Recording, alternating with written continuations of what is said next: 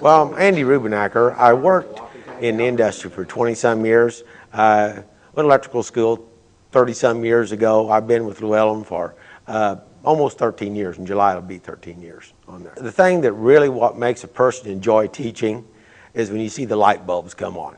You know, when people, they're kind of thinking, they're kind of gray about a lot of this stuff. They work around lamps, they work around electrical equipment, but they don't understand how it works.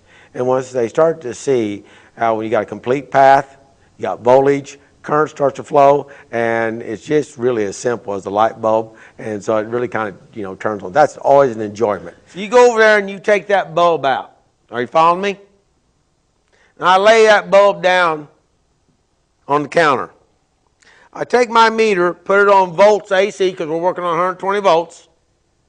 And I take one of these probes and go down to that little dot in the bottom. Is everyone okay with that?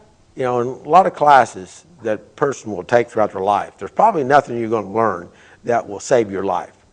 And when it deals with electricity, this is something you can learn in electrical classes that really can save your life. So that's always a plus to an enjoyment for people, Now, one side of this coil goes to terminal number 3.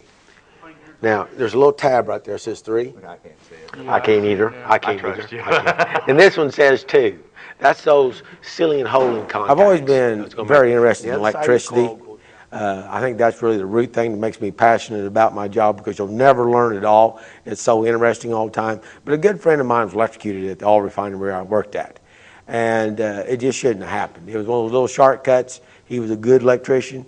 He was trying to help somebody out. And people just have to understand you can't take shortcuts when it comes to electrical. You got to do things right every time.